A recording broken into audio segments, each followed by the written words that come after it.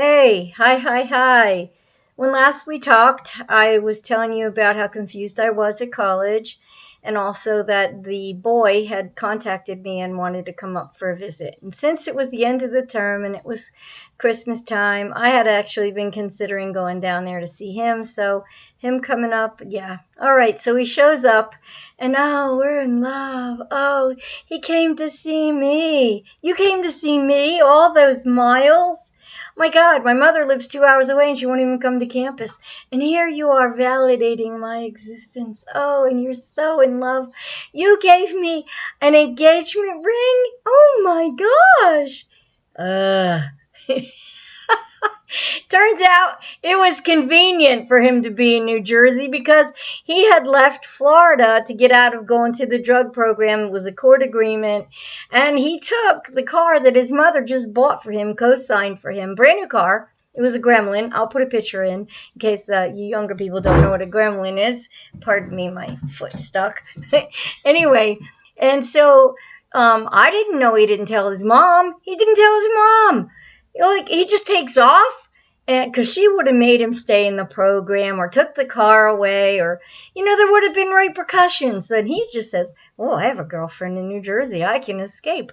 I didn't know any of this. Okay, I'm not claiming victimhood here or even ignorance, because I tell you what, even if I did know, looking back on it now, here of this man validating my life and being good to me and like lifting me up and making me feel better and all this, and you want me?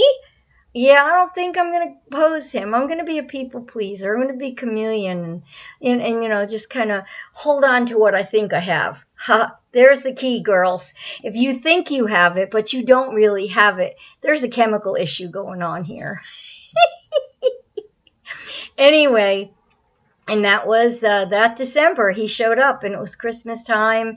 And I wanted to go see my mom, but she's like, "I don't want that boy down here." Blah, blah, blah, blah, blah. Okay, so my mom, really not a part of my life. Really, guys, we already laid that down.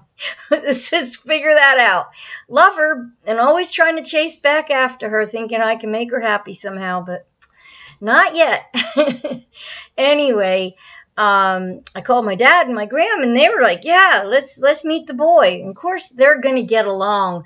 Those two, my father and Chris, were cut from the same cloth. Hey, come on, I'll buy a beer, right? And they're BSing each other. I think my father's a BS artist from way back, and so's Chris.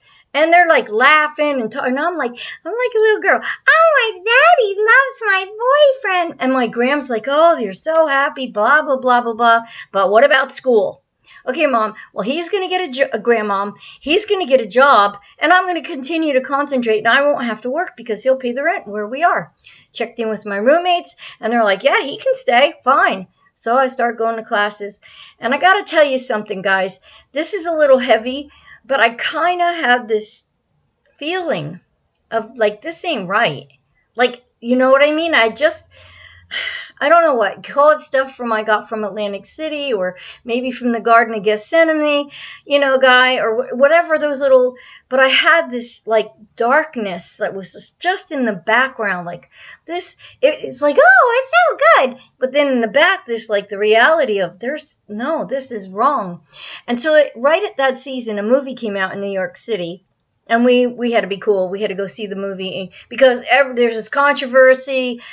People are fainting in the movie. Catholic nuns are being carried out. Priests are like crying, And so we go, like, I guess it was like a week and a half after opening. You had to wait around the block. It was playing on 33rd and maybe even 3rd Street. Don't quote me on the exact address where the theater was, but it was down in that really kind of hip chick neighborhood, and we thought we were cool. We're going into the city to see a movie with our platform shoes on, Just think of John Travolta in that movie, Saturday Night Fever, those platforms, those.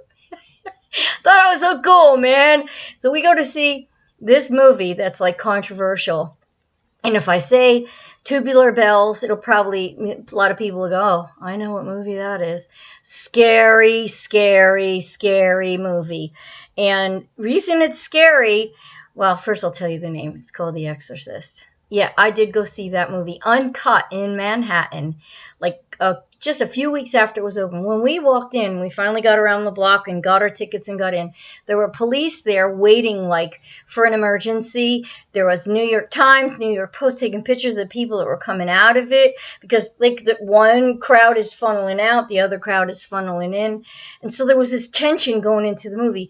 And I got to tell you, it was dark.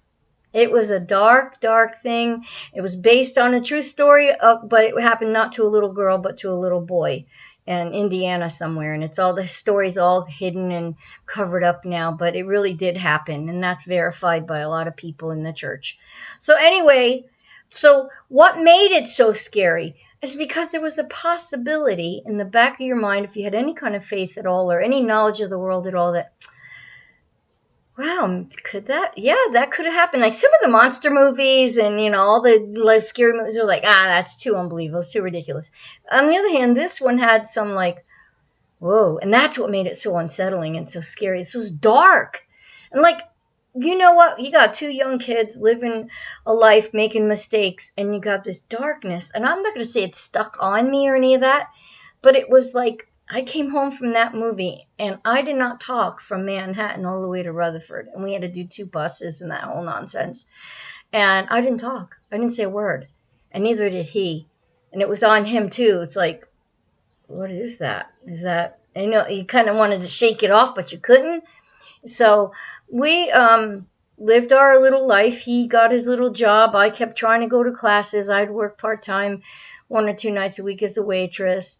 And then in March, his mom figured out that he had come up to see me. But just before that, I kept feeling this like gnawing, like call your mom, tell her what's up. Don't let her worry. He's not a nice guy here. We're not talking about a good guy that lets his mom worry for 2 months, 2.5 months. Okay, we're not talking about a good guy. Even though he gave me all these goosebumps and it's wonderful and oh God, he just gave me a diamond ring and he's not a good guy. He's not good to his mother. Okay, he's not good to his mother. What should have been happening is that maybe he came for a visit, but he should have went back home, take care of his responsibilities, be good to his mom, and I should have just kept staying in college. Maybe saw him in the summer, maybe not, okay? It was not good. In March, we had this big, big argument. I'm not going to go into all the details because it's gnarly. I'll put that in the book. It was really a bad thing. So I call my mom, which should give you a hint right there that I'm all messed up in the head. I call her and I kind of plead with her, Mom, I really, really want to get out of here. Can I come home for the weekend? So, remarkably, she said yes. So I took the bus to Manhattan, took the whole exchange with all the buses. And I got home and I wanted to call Chris and check in, say, hey, I made it, da-da-da. And no answer. No answer, no answer. All day Saturday, no answer. Sunday morning, no answer. So I'm reasonably concerned. I get back on late Sunday afternoon, and I get, we shared that a Victorian mansion. It had been all separated into apartments for the college town, but it had this grand staircase, and we were on the 2nd floor. So I go up, and there's police tape. Do you hear me? Police tape across the door. At first I thought, well, one of my roommates, but all my roommates were gone because it was spring break. It was March. And I'm like, oh my gosh, what? And I found out after I got the landlord to open the door. We went in and the FBI and I don't even know if it was them, but it was one of the alphabet soup. The whole apartment was tore up. They had turned over couches and beds and chairs. I mean, it was just like you see on TV, like a full seizure search. And his mom had contacted the authorities. It was their excuse was the stolen car. But then he was doing not so great drugs behind my back. I kind of had a suspicion, but like the rose-colored glasses, I didn't want to see it. And that's what he really got in trouble for. So, it changed my life. I couldn't finish the term. I was a basket case after that, and I dropped out that March, and that was my 4th term. Anyway, more on that later because this one's getting long, and so the saga continues. What does she do? Oh, mi vida loca. I love you guys.